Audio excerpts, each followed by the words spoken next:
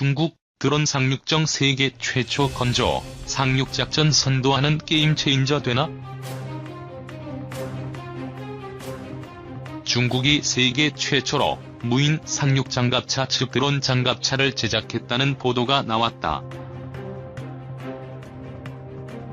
바다도마뱀 드론 장갑차는 중국 인민해방군이 상륙작전을 벌일 때 최전방에서 상륙과 공격 작전을 선도하는 등 드론과 드론 함정과 함께 중국의 게임 체인저 병기 3인방이 될 것으로 보인다.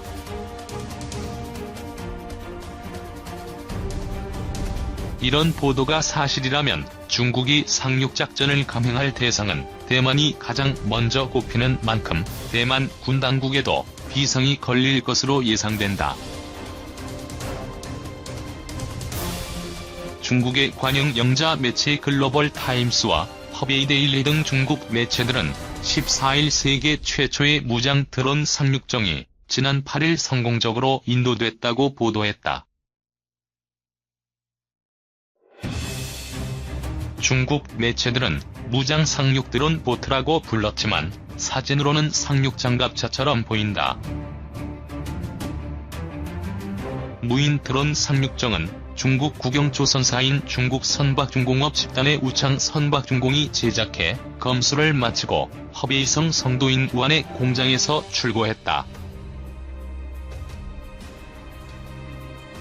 길이 12m, 너비 4.14m인 이 드론 상륙정은 선체가 3개인 3동선으로 바다에서 스텔스 기능을 갖췄다. 강력한 디젤워트제트 엔진을 장착해 최고 시속 50노트까지 낼 수 있다고 한다. 육지에 접근하면 밑바닥에 장착된 4개의 궤도가 내려와 시속 20km의 속도로 주행할 수 있다. 바다도마뱀은 인공위성으로 조종되며 중국이 독자 개발한 지구측위 시스템인 데이더위의 도움을 받아 다른 부대와 협력할 수 있다. 최대 항속거리는 1200km다. 바다도마뱀에는 거리와 방향을 제공하는 전자광학 추적기와 레이더가 설치되고 무장으로는 기관총 2정과 대함미사일과 대공미사일을 쏠 수 있는 수직 발사장치도 갖춰져 있다. 이 상륙정은 자동으로 항해하며 장애물을 회피하며 경로를 수정할 수 있다. 중국군 소식통은 이 드론 상륙정이 상륙작전 초기 함포와 공중 폭격 후 상륙 공격을 감행하는 데 유용할 것이라고 입을 모은다고 글로벌 타임스는 전했다.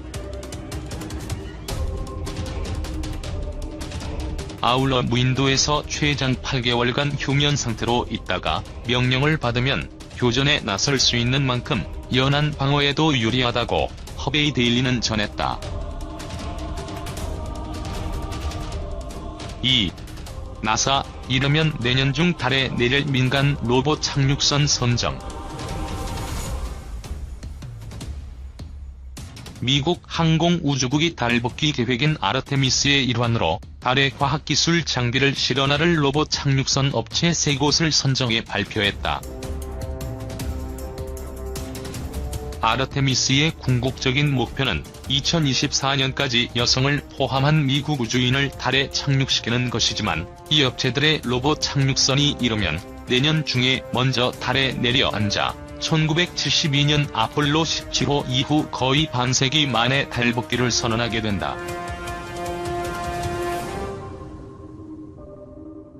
나사와 뉴욕타임스 등 외신에 따르면 달 민간 화물 서비스 계획에 따라 선정된 로봇 착륙선 업체는 모두 이 분야의 강소기업으로 알려져 있다. 로봇 착륙선은 19간 과학 장비로 달 표면에서 방사선이나 자기장, 토양 환경 등을 측정하고 유인 달 착륙선을 위한 착륙 기술 시연과 착륙지 선정 등의 임무를 수행하게 된다. 오빅 비욘드는 내년 9월께 가장 먼저 착륙선을 발사하는 것을 목표로 세우고 있다. 나사에는 달 북동부의 용암 지역인 비의 바다에 최대 4개의 장비를 실어 나르겠다는 제안서를 내 9,700만 달러의 계약을 따냈다. 구글의 민간 달 탐사 경연대회인 루나 엑스프라이즈에 출전하기 위해 창업했다가 이 분야에서 계속 일을 해온 아스트로보틱 테크놀로지는 2021년에 달 크레이터 죽음의 호수에 14개의 장비를 실어 나르는 안으로 7,950만 달러를 수주했다. 인투이티브 머신스는 나사 존슨 우주센터 부소장을 지낸 스티븐 알테무스가 이끌고 있으며 폭풍 후의 바다에 5개 장비를 수송하는 안을 제안해 7,700만 달러짜리 계약을 맺었다. 로봇 착륙선의 착륙지와 싣고 갈 장비 등은 올여름 안에 나사가 최종 결정하게 된다. 나사는 로봇 착륙선의 발사에서 운영까지 모두 업체에 맡겨 철저하게 민간 서비스를 활용하는 개념으로 접근하고 있다. 이는 아스트로보틱과 나사 장비 이외의 다른 짐도 함께 싣고 가 나사가 착륙선의 일부 공간만 이용하는 것으로 돼 있는 데서도 잘 나타나 있다. 나사 과학담당 토마스 주브큰 부국장은 이와 관련 성명을 통해 로봇 착륙선은 달과 태양계 그리고 그 너머에 있는 많은 과학적 수수께끼를 푸는데 다가가게 하는 흥미로운 민간 파트너십의 시작일 뿐이라고 강조했다. 나사는 계약을 따낸 일부 업체가 실패할 수도 있지만 성공하는 기업이 있다면 스페이스X가 국제우주정거장 수송 업무를 낮은 비용으로 진행하면서 위성 발사 시장을 장악한 것처럼 달 전문 운송업체가 생겨 새로운 산업을 육성할 수 있을 것으로 기대하고 있다.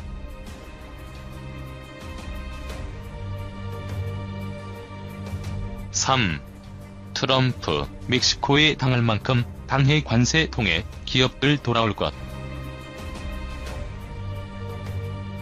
불법 이민자 문제 해결을 위해 멕시코를 상대로 관세 카드를 꺼낸 도널드 트럼프 미국 대통령이 2일 대멕시코 관세 드라이브를 이어갔다. 백악관 등 내부 참모들과 여당인 공화당 내에서조차 반대가 적지 않고 산업계가 반발하는 등 후폭풍에 직면한 상황에서 한편으로 민주당 책임론을 제기하고 다른 한편으로는 멕시코에 대한 압박을 지속한 것이다. 트럼프 대통령이 전가의 보도로 활용해온 관세 카드까지 휘두르며 반이민 어젠다로 전선을 치면서 2020년 대선 국면에서 관련 논쟁이 가속할 전망이다. 트럼프 대통령은 이날 트위터에 올린 글에서 민주당은 인도주의적이자 국가안보적 위기에 대응하기 위해 장벽과 관련해서 아무 일도 하지 않는다. 라며 그들이 공화당과 함께 구멍을 고치기 위해 투표했다면 너무도 쉽사리 개선됐을 것이라고 민주당의 화살을 돌렸다.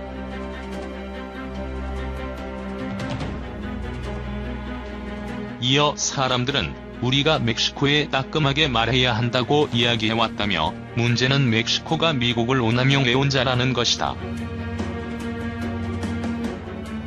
취하기만 했지 아무것도 주지 않았다. 수십 년간 이런 식이 계속돼 왔다고 비난했다. 그러면서 그들이 마약 거래상과 카르텔, 인신매매범, 밀입국 중개인과 불법 이민자들이 우리나라에 침입해 들어오는 걸 중단하지 않는다면 우리의 많은 기업과 일자리가 세수를 통해 미국으로 돌아올 것이라며 미국은 당할 만큼 당했다. 고 주장했다.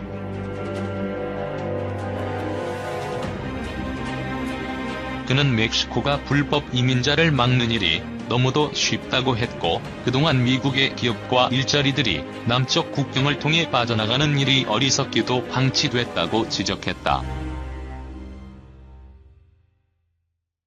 트럼프 대통령은 급진진보 민주당원들의 모든 소송에도 불구 장벽이 건설 중이고 매우 빠르게 진행되고 있다며 우리나라가 우리가 원하지 않는 구토록 많은 사람과 물건들에 의해 침범당할 때 그들은 무슨 생각을 하는가? 미국을 다시 위대하게 라고 적었다.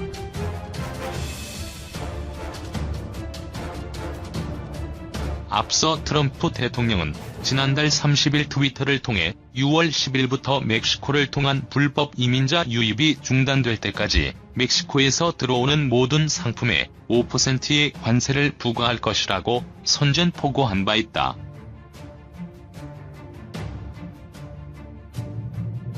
백악관은 멕시코가 불법 이민자 수를 극적으로 줄이거나 없애는 조치를 하지 않는다면 관세를 단계적으로 계속 인상, 10월 1일부터는 25%로 올릴 것이라고 발표했다.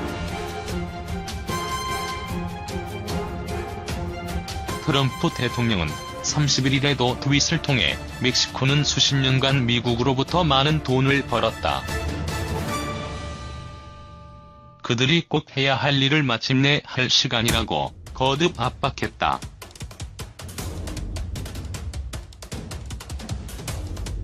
그러나 이번 의사결정 과정에서 4위인 제러드 쿠슈너 백악관 선임 보좌관과 스티븐 누신 재무장관, 로버트 라이트하이저미 무역대표부 대표 등 많은 참모의 반대가 있었다고 워싱턴 포스트가 보도한 바 있다.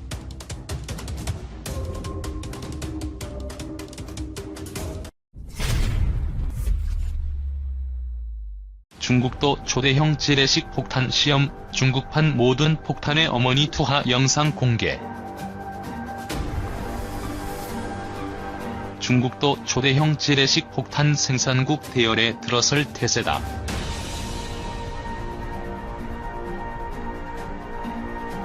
핵무기가 인한 재래식 폭탄으로서 가공할 파괴력을 자랑하는 재래식 폭탄은 미국이 자랑하는 모든 폭탄의 어머니와 러시아의 열압력탄, 모든 폭탄의 아버지 등 두 개가 쌍벽을 이루고 있었는데 중국이 세 번째 보유국이 될 움직임을 보이고 있는 것이다.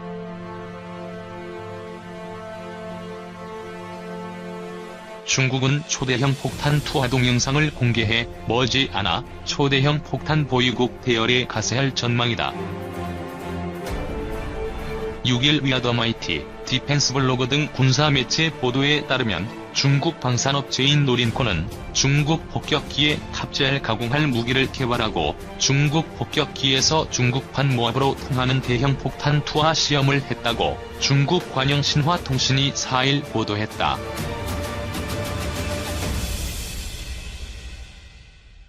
이 동영상은 지난해 말 공개된 것으로 추정된다.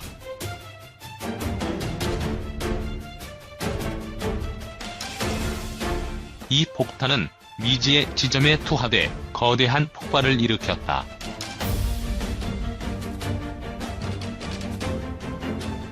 신화통신은 이 폭탄이 중국판 모든 폭탄의 어머니라고 전했다.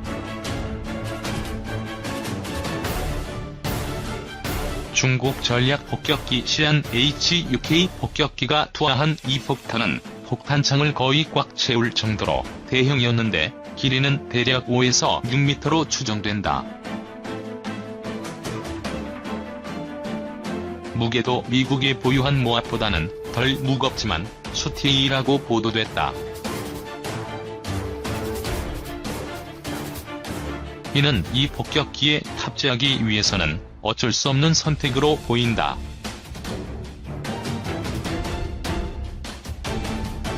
HU 폭격기는 통상 길이 34.8m, 동체 포함 날개 너비 33m, 높이 10.36m의 폭격기다. 최대 이륙 중량은 76톤이다. 미군의 수송기 허큘리스와 비슷한 크기에다 최대 이륙 중량도 비슷하다. 이 수송기도 모압 한 발을 싣는다. 최신형인 HUK는 러시아제 투폴레프 Tu-16 쌍발 엔진 폭격기를 중국에서 면허 생산한 것이다.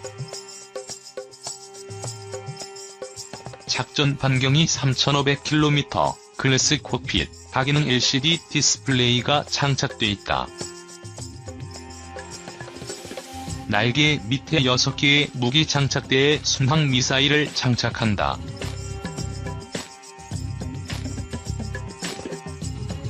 YJ-12 초음속 공대함 순항미사일 6발과 공대지 순항미사일 6에서 7발을 장착한다.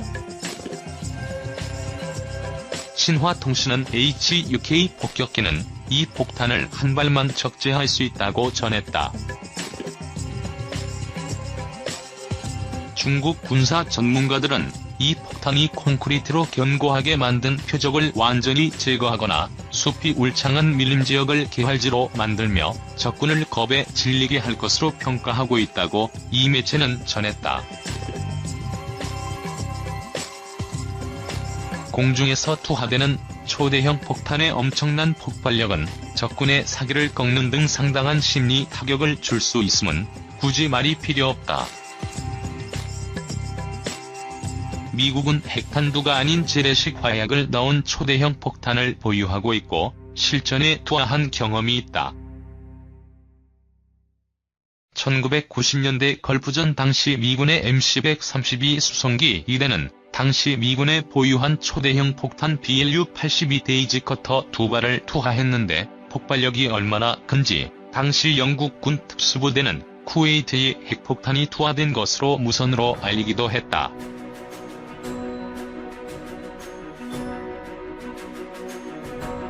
미군은 다음날 불인 비라에서 여러분들은 가장 강력한 재래식 무기가 투하된 것을 경험했다면서 다시 폭격을 당할 텐데 숨을 수도 도주도 생존도 할 수 없다고 위협을 가했다. 미국은 또 아프가니스탄전에서는 핵무기에 버금가는 신형 폭탄인 모든 폭탄의 어머니, 모압으로 널리 알려진 ZBU-43 비공중 폭발 대형 폭탄 매시브 오드넌스 에어 블래스트 을 투하해 아프가니스탄 반군을 쓸어버렸다. 모압은 무게가 9.8톤, 길이 9.2m, 지름 1.03m의 엄청난 크기여서 C-130 허큘리스 수송기만 탑재할 수 있다. 허큘리스는 길이 30m, 너비 40m, 높이 약 12m의 크기를 자랑한다. 터보 프로펠러 엔진 4기를 탑재한다. 미국은 1500기를 보유하고 있고 한국도 16기를 운영한다.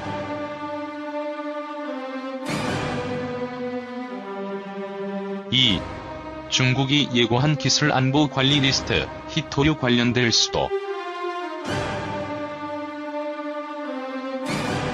중국이 미국과의 무역전쟁 속에 핵심 기술과 관련한 국가안보 위협을 막기 위한 새로운 제도를 예고했다. 이는 미국에 대한 히토류 수출 통제와 관련된 것일 수 있다고 사우스 차이나 모닝 포스트는 9일 전했다. 관영신화통신은 국가발전개혁위원회가 기술안보관리 목록 제도를 만들어 구체적 내용을 조만간 발표할 것이라고 전날 보도했었다. 이는 중국 상무부가 중국 기업의 이익을 침해하는 외국 기업 블랙리스트를 만들겠다고 발표한 뒤 나온 추가 조치다. 신화통신은 전날 시평에서 어떤 국가들이 국제적 기술 협력을 차단하기 위한 극단 조치를 하고 있다면서 국가기술안보관리 목록을 만드는 것은 중국의 핵심적이고 선진적인 기술의 안보를 확보하기 위해 튼튼한 보호벽을 세우는 것이라고 말했다.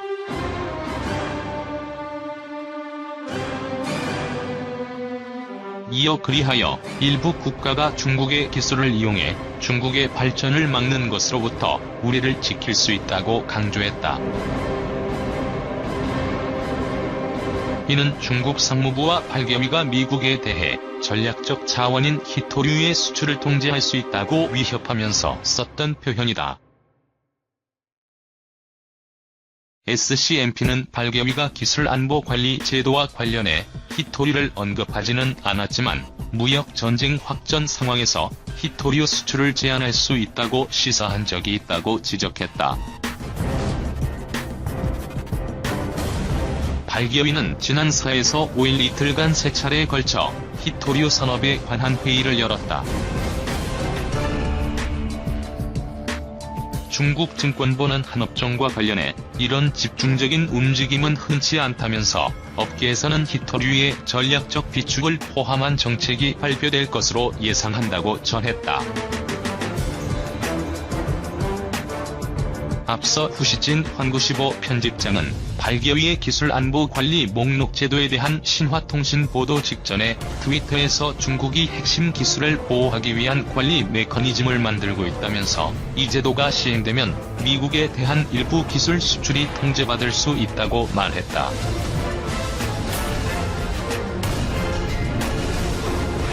관영 환구시보는 이날 사설에서 중국이 미국의 압박에 대응해 새로운 기술 안보 관리 제도를 만들고 있다면서 최근 나온 상무부의 블랙리스트 제도와 분명히 관련 있다고 지적했다. 이 신문은 장기적인 중국 경제의 안보를 위한 조치이자 중국 첨단 기술 기업에 대한 미국의 규제와 공급 중단에 반격하는 의미도 있다고 강조했다. 신문은 기술안보관리 목록은 중국이 첨단 기술 기업을 보호하고 기술 수출을 관리하는 법적 토대를 제공할 것이라고 설명했다.